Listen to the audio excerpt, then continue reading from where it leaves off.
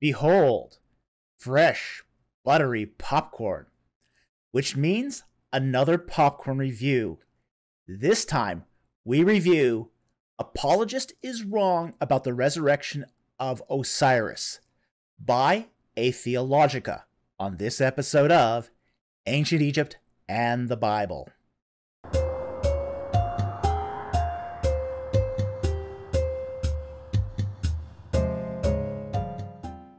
Okay, today we are going to review Apologist is Wrong About the Resurrection of Osiris by Atheologica, whose real name is Derek Bennett. In this particular video, Bennett is doing a reaction to a short that was done by Inspiring Philosophy, Michael Jones, who said that the resurrection of Osiris was not qualitatively the same as the resurrection of Jesus Christ. IP holds the position that Osiris was not a physical resurrection. And in this video, Bennett is going to argue against that. Now, Bennett is an atheist, a counter-apologist, and an autodidact with, as far as I can tell, no formal training in comparative religions or ancient Near Eastern religious culture. He was raised as a Universalist and drifted from his upbringing during his teen years. His only real claims to fame is that he wrote on drug addiction recovery for atheists and started a YouTube channel in 2012 that has now reached a little over 5,000 subscribers. Conversely, for those who do not know me, I'm an academically trained Egyptologist who specialized in New Kingdom ritual and religion. So, it should be very interesting to dissect this video to see what it is made of. We should also note that Bennett gish-gallops his citations. That is, he presents them in rapid-fire succession, so fast in fact that the viewer does not have time to judge what is being said, probe into their context, or evaluate the quality of the sources. That being the case, we are going to pause this video frequently so we can properly evaluate the content. Now, this video is super short, only about 10 minutes, of which 8 minutes is actual content. But he stuffs the contents to the gills. So I'll be probably doing more talking than he does about what he says and how he's twisting the sources. Well, with that said, let's begin our review of Apologist is Wrong About the Resurrection of Osiris by Atheologica, Derek Bennett. The physical resurrection of Osiris's corpse is explicitly described in pre-Christian pyramid inscriptions. Osiris was also resurrected according to Plutarch on the third day. So, there's a lot of problems here, but Derek's a friend, so I'm going to try to be nice. Osiris was not resurrected like Jesus was. So this is one section taken from Derek's YouTube video where he's talking about alleged dying and rising gods that draws heavily from Richard Carrier's article. But if you read through this article, you'll notice that one of his sources is Tryggve Medinger's book, The Riddle of Resurrection, which has an entire chapter on Osiris, but doesn't show up in Carrier's article on the section of Osiris. Medinger cites Egyptologist to show that Osiris was never thought of as a resurrected deity. When they talk of Osiris's resurrection, it refers to a continual life in the netherworld, not a physical return to your body on this plane of existence. Michael is a friend of a friend, so I'm going to take my foot off the gas just slightly, but not without pancaking a few pedestrians and Libyans at Twin Pikes Mall. Okay, Bennett begins here with a bit of dry heaving. I'm not sure what the point of that was. He then goes on to comment on Michael Jones' friend of a friend's status, with Myth Vision. So what if Jones is friends with Myth Vision? Myth Vision tries to be friends with a lot of people he disagrees with. He's even tried to strike up a friendship with me. Then Bennett essentially says he's not going to go easy on Michael. Fair enough. Hey, Scott! So Michael's citing Trygve Mettinger in his 2001 publication, The Riddle of Resurrection. But here's the part that Michael conspicuously omits. The above quotation from Frankfurt about Osiris as a dead god needs some qualification. When saying that Osiris remained in the netherworld, we should remember that his life there was not the life of a dead person and should not be judged from modern Western skepticism over against the possibility of post-mortal existence. Osiris was a most active character in his netherworld life. He was as little dead as the Mesopotamian netherworld gods Nergal and Ereshkigal. Okay, let's talk about Mettinger and this quote. Trygve Mettinger is not an Egyptologist, but was a professor of Hebrew Bible. So we shouldn't expect him to have an absolute command over Egyptian sources and religion, which has its own complexity. However, Bennett completely misunderstands what Mettinger is saying. The context of the passage is the quotation of Frankfurt, which is dealing with a dead person vicariously identifying with Osiris and restoring him for the afterlife. So the passage is dealing with the apotheosis of dead humans in relation to Osiris, who is active and alive in the realm of the netherworld. Moreover, when Bennett quotes Mettinger, Bennett omits from his quote a key statement in the ellipsis. Quote, moreover, we recall Hornung's statement quoted above to the effect that gods die, but they are not dead. End quote. This implies, even after the death of Osiris, his afterlife is not in this world, but the next. However, that would be a very inconvenient quote for Bennett, so I can see why he would omit it. Nevertheless, Mettinger on page 221 states emphatically, quote, there is, as far as I am aware, no prima facie evidence that the death and resurrection of Jesus is a mythological construct, drawing on the myths and rites of the dying and rising gods of the surrounding world. While studied with profit against the background of Jewish resurrection belief, the faith in the death and resurrection of Jesus retains its unique character in the history of religions. The riddle remains, end quote. So, in short, Mettinger does not agree with Bennett's conclusions that Jesus is analogous to the Osiris myth. But I think it's only going to get worse for Bennett. Geez, Michael, you missed a spot. Mettinger goes on to say that Osiris did die and rise, but the general connotations are that he was a god of the dead.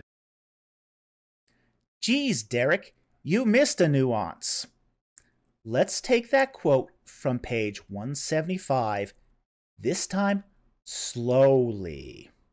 Quote, he both died and rose, but, and this is important, he rose to continued life in the netherworld. That's the nuance here.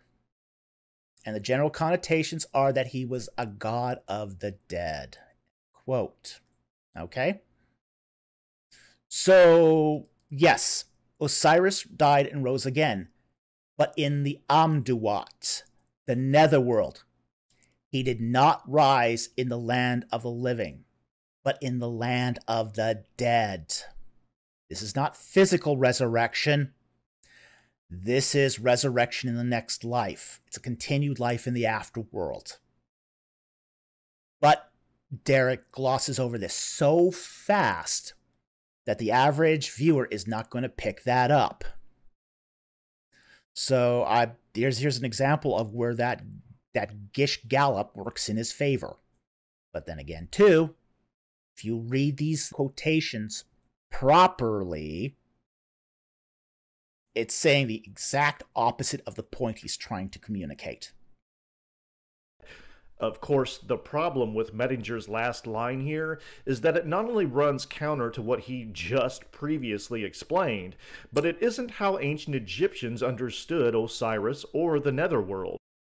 Actually, there is no inconsistency with what Mettinger said on page 174 and 175.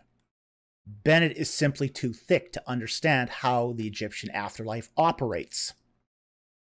With the Egyptian afterlife, if one makes it past the terrors of the first 6 sections of the Amduat, one is alive in the netherworld in every sense of the term. In fact, more so because one has become godlike. And Osiris is the source of that apotheosis.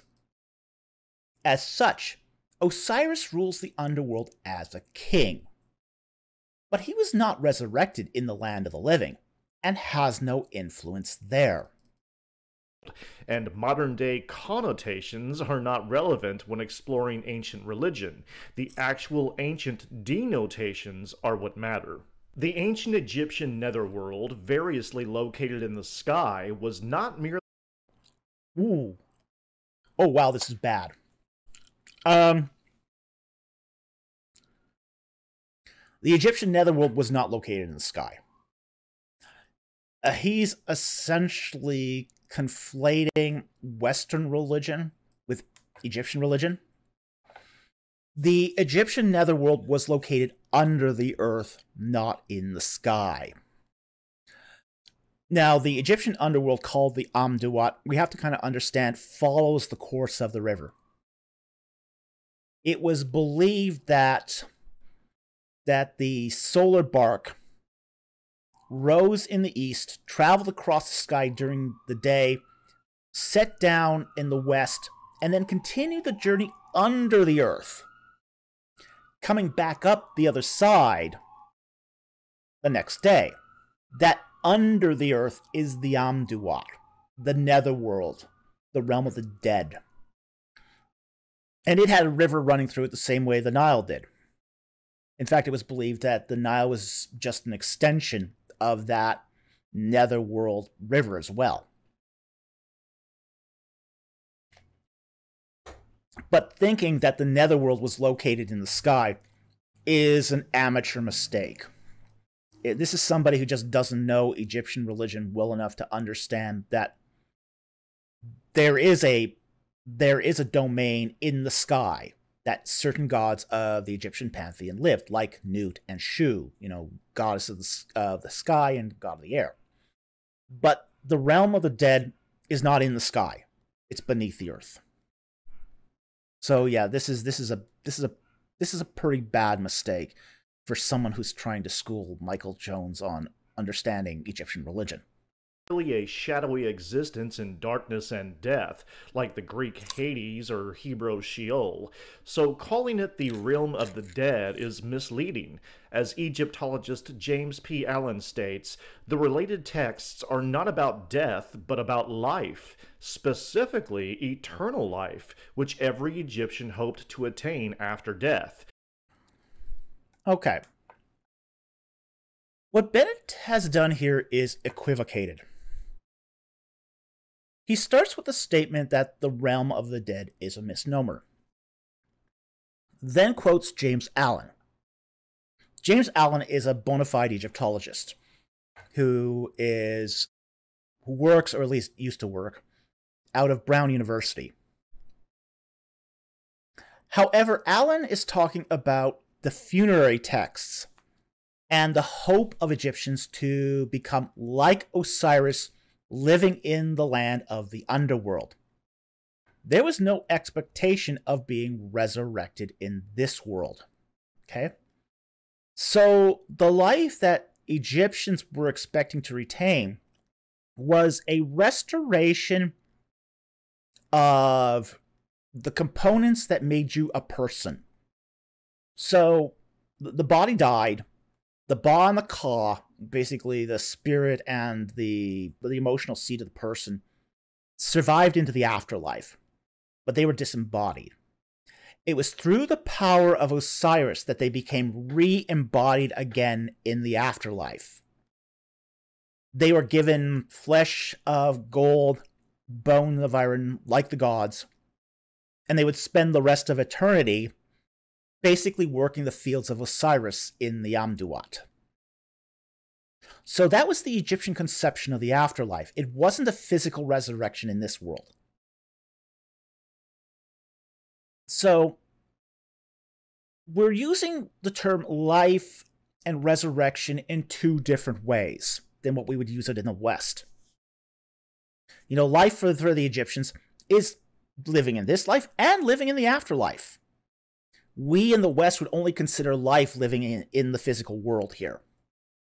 Likewise, resurrection in the West versus how the Egyptians would view that is also different. Resurrection in the West implies that the body will be resurrected to live again in the physical world. Resurrection in the Egyptian world was that your soul, your Ban, your Ka, would assume a new body in the afterlife, and then you would be staying in the afterlife through all eternity. But there was no expectation. There was no sort of eschatological resurrection in Egyptian religion. None at all. There was absolutely no expectation that the human being would ever be restored to living and breathing in the physical world after death. None at all.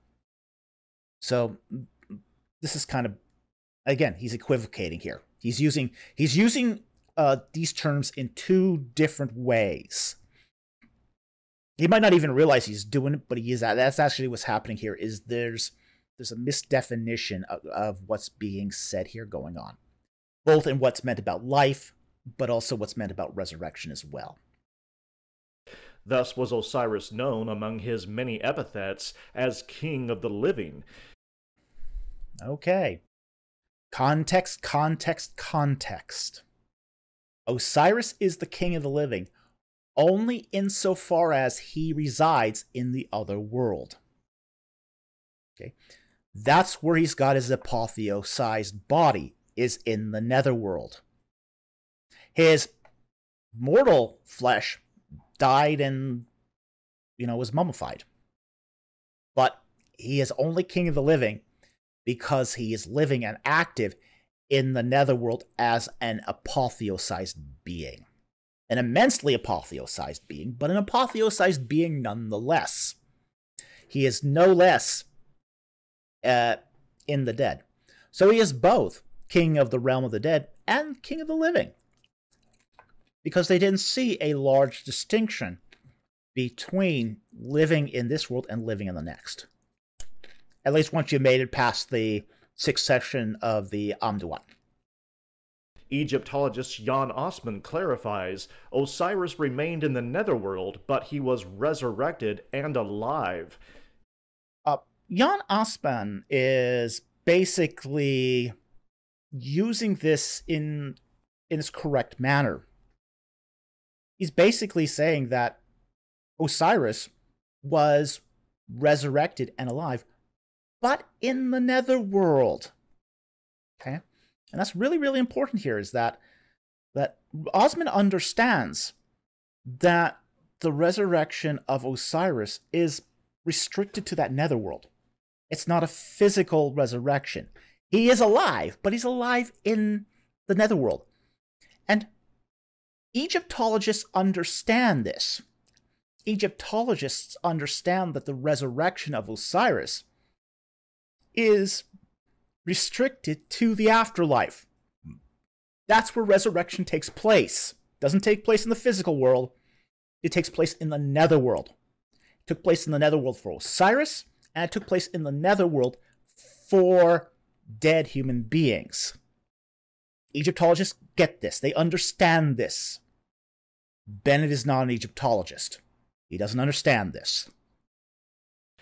Indeed, Osiris was thought to return to life physically in his reanimated body, as the funerary texts of ancient Egypt and actual Egyptologists affirm time and time again.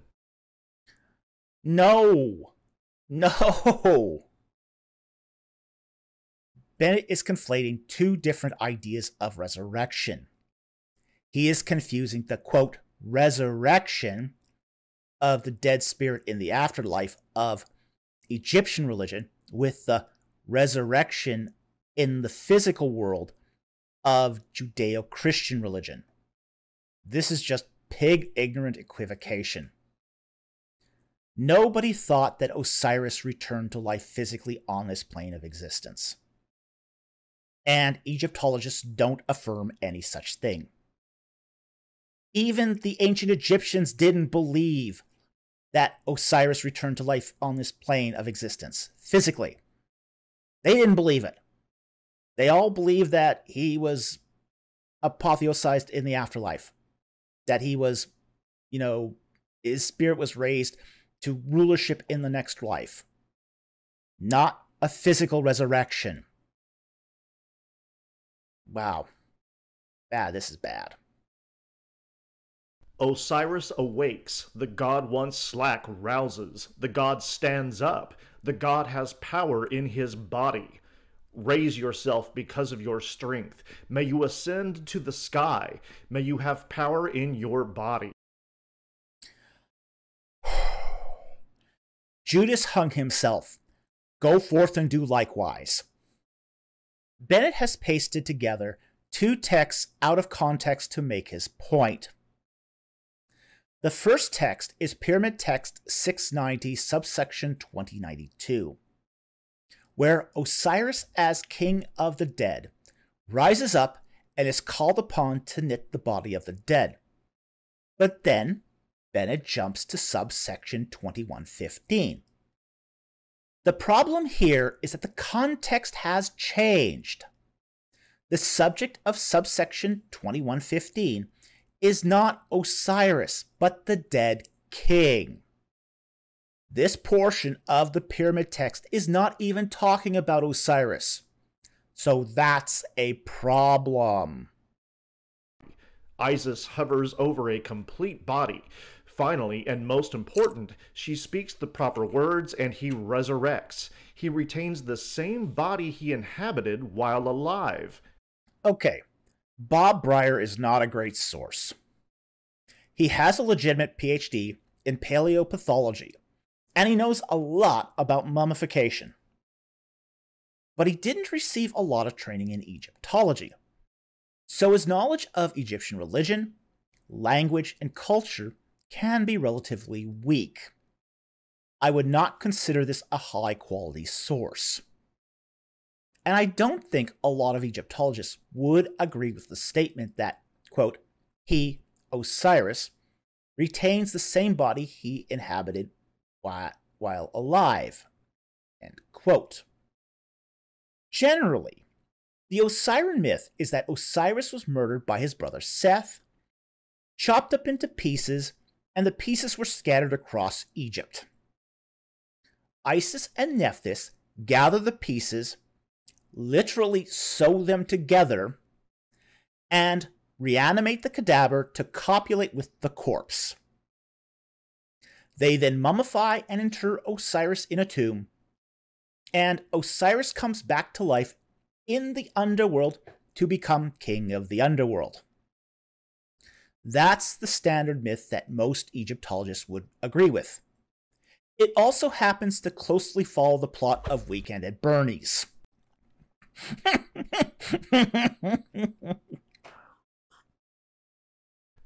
It was the power of Ra's name that allowed Isis to return Osiris's reassembled body to life.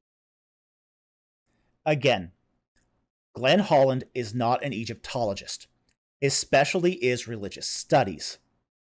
So I can't say if he understands the Egyptian nuance of Osiris's revivification or not.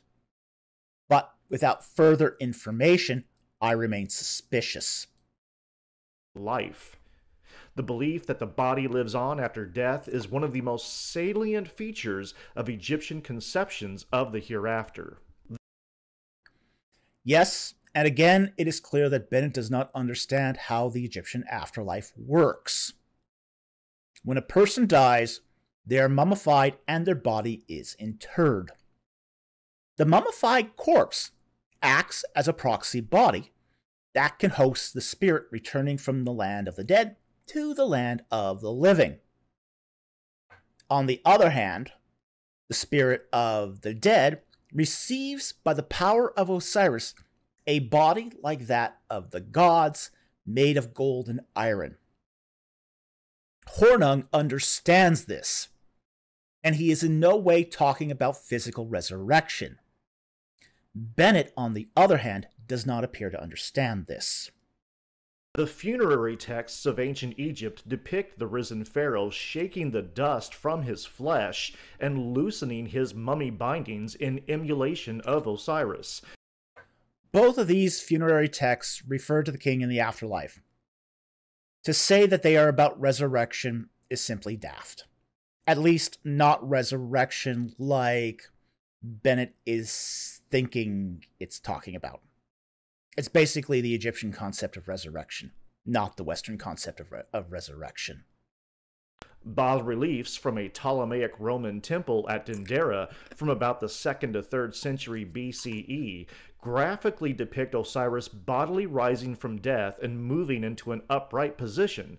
This is undeniably physical bodily resurrection. Okay, let's talk about this so-called, quote, undeniably physical bodily resurrection, end quote. Bennett is using Mariette's drawing from Chamber 3 of the Terrace at Dendera, Mariette Volume 4, Plate 90. These images were done in 1873, and the original reliefs are badly degraded. However, enough of the relief survived that we can get a good idea what's going on. The room where this relief is located is on the roof of the temple, where solar rituals that recapitulated cyclic eternity were performed. First, this set of reliefs is not portraying physical resurrection, despite Bennett's terrifyingly naive reading of the reliefs. Scene 1, at the left, shows Isis standing before the bier of a rising Osiris. His many crowns of Egypt are beneath the bier. The text reads, Osiris Henti Amentu, that is, God of the West, which is the god of the necropolis. The great god, Lord of Abydos, great of his house, eyes of lapis, end quote.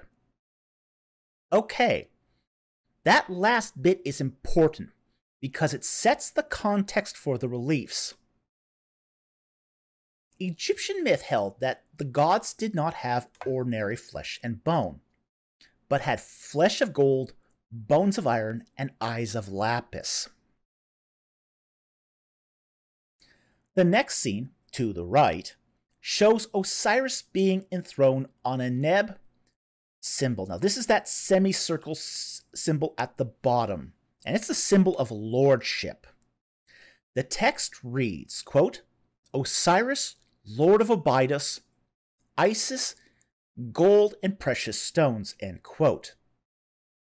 This is the scene where the spirit of Osiris takes on for himself again the attributes of godhood. That is, he has knit for himself a new body of gold and precious stones. Yes, he was a god before, but Egyptian gods were mortal and could die, but they could also undergo further apotheosis in the netherworld. And this is what we're seeing here in this scene with Osiris. The scene farthest to the right shows Osiris seated on a bark. He is identified as Osiris Sokar, the composite god of cyclic eternity. which makes sense given where this relief is found on the temple. He is also called the Lord of Shettat and Abydos. The Shettat is the name of the, say, mythological city inside the 7th division of the underworld. That was where the domain of Osiris began. So this section of the relief is not taking place in the physical world, but is all happening in the underworld. Overall, this scene is about the metamorphosis of Osiris in the afterlife, not physical resurrection. But Bennett is not familiar enough with Egyptian literature or iconography to understand that not everything was meant to be taken in a physical, wooden, literal sense.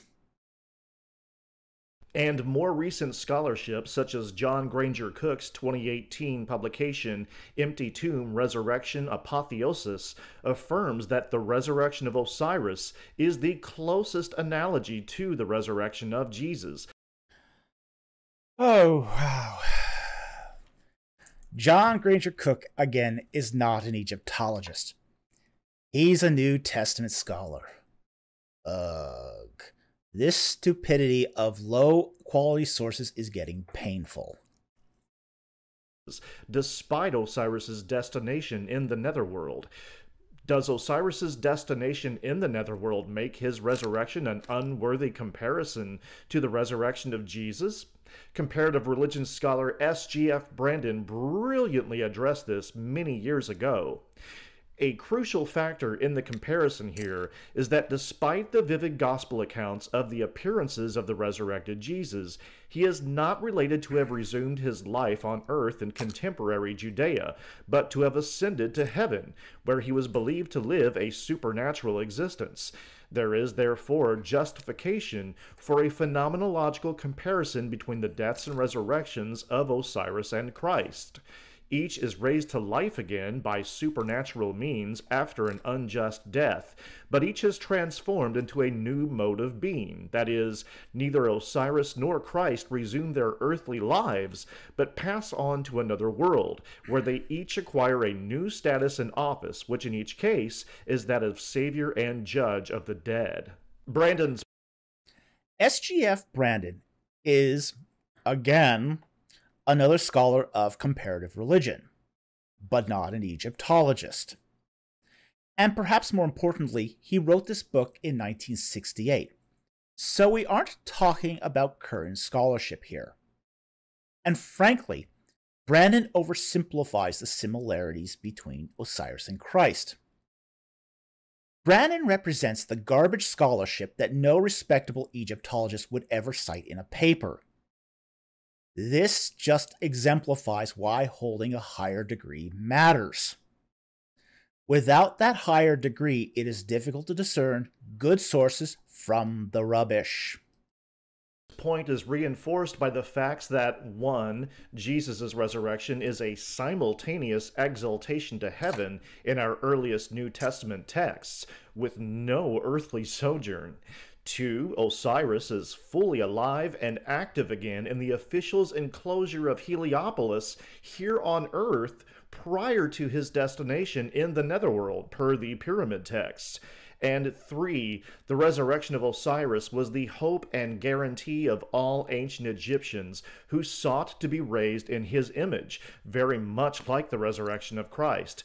This is affirmed by numerous Egyptologists, including Louis Zachbar, Mark J. Smith, Eric Hornung, Jan Zandi.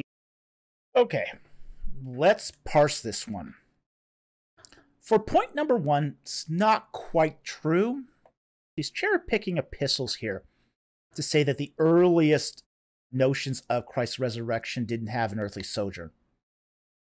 But the dating of those texts is quite controversial in comparison to how the Gospels are being dated, which do record an earthly sojourn. And unlike Osiris, Christ was raised from the dead on planet Earth. There's really no question about that's the whole Christ, say, story. It's the whole Christ narrative. is that he's raised from the dead on planet Earth. And this is completely counter to what we find in Osiris. Christ dwelled on the planet Earth for 40 days and then ascended into heaven. Osiris spends no time post-mortem on Earth as a living being. His spirit essentially goes right to the afterlife where it apotheosizes. So, these are apples and oranges. For point 2, Osiris was not active and alive and living at Heliopolis. Heliopolis was founded in Dynasty 3, supposedly long after the death of Osiris. To read this as Osiris literally being resurrected and alive, living on Earth at Heliopolis, is just plain nuts. And more importantly, it misreads these pyramid texts. The texts are an admonishment for the king to sit among the gods, as Osiris had done with the other gods. But it is not a statement that Osiris had done this at Heliopolis. And it is not a statement that Osiris was alive and walking around the gods of Heliopolis. But it is a statement that Osiris had achieved apotheosis to the degree that he could be among the other gods. And the king should do likewise with the gods at Heliopolis. So it's a direction for the king to do this at Heliopolis, not that Osiris had done this at Heliopolis. As to point number 3, while Egyptologists would agree that Osiris would be the hope that the Egyptians would be raised into the image of Osiris in the afterlife, few would agree with Bennett's addition of "like the resurrection of Christ," end quote. Egyptologists generally pay no attention to the Hebrew Bible, and even less so to the New Testament. Bennett here is extrapolating upon the consensus. And many others. S.G.F. Brandon perhaps said it best. The image was that of a divine hero who had suffered and died and then rose from the dead. Thus Osiris was not some remote transcendent deity such as Re, the sun god, but one who had endured the grim ordeal that awaited all men. In his image, moreover, the Egyptian devotees saw also the promise of their own resurrection from death and eternal life in the realm of Osiris. Phenomenologically, if not historically, Osiris was thus a prototype of Christ. Bennett here is glossing over what Brandon is saying. Quote, "The Egyptian devotees saw the promise of their own resurrection from death and eternal life in the realm of Osiris," end quote. Where's the realm of Osiris? It's in the underworld, the netherworld, the Amduat. Nevertheless, Brandon goes too far in calling Osiris a historical prototype of Christ. Ancient Israelite religion and Egyptian mortuary cults have nothing in common. This sort of scholarship is sometimes called parallelomania, where homology is confused with ontology. Homology does not necessarily infer ontology, and parallelomania basically draws false parallels using nothing more than cosmetic similarities. This doesn't necessarily mean that early Jews or Christians were consciously borrowing from the Osiris myth when proclaiming the resurrection of Jesus, even though the legacy of the risen Osiris persisted well into the 4th century Greco-Roman world. It just reveals the kind of mythic phenomena to which ancient Mediterranean peoples were prone, even when deifying historical figures. If we understand the mythical nature of the one, then we ought to understand the mythical nature of the other. I would agree here with Bennett that Jews were not borrowing directly from the Osiris myth. I would also concur that the Osiris myth had spread over the Greco-Roman world through until the 4th century AD. However, his conclusion that if you understand the mythical nature of the former, the Osiris myth, means you ought to understand the mythical nature of Jesus' resurrection as a myth, is a red herring and does not follow. There is a fundamental qualitative difference between Osiris and Jesus. Osiris was not a historical person, and his cult underwent a slow process of development over thousands of years. The resurrection of Jesus centers around a historical person, and the reports of his resurrection took place almost immediately, and certainly in the lifetimes of those who were contemporary with Jesus. Anything less is special. You're special. Baby, you're special. Yeah. Bennett does his big finale with an equivocation. No, it's not special pleading, but it is different. And yes, Christ is special. But special pleading and being special are two different and distinct things.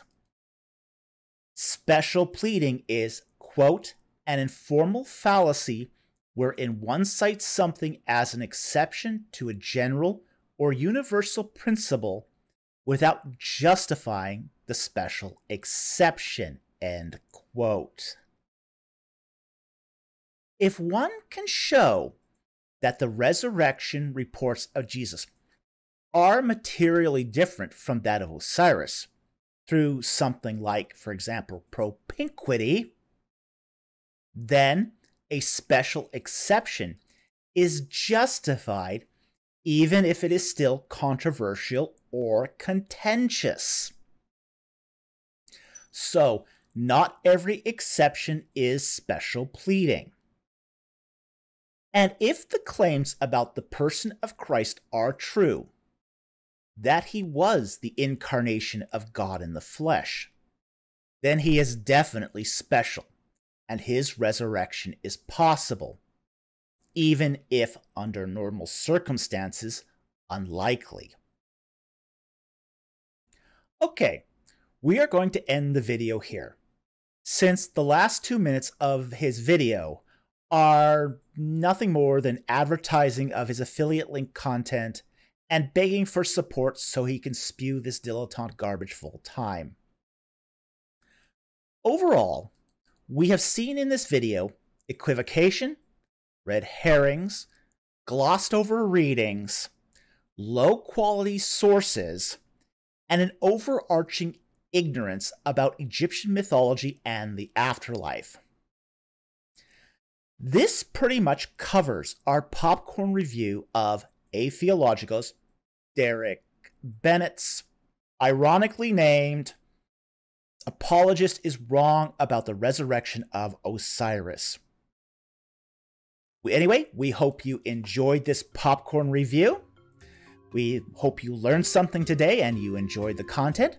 Thank you very much for watching, and I will see you next time on Ancient Egypt and the Bible.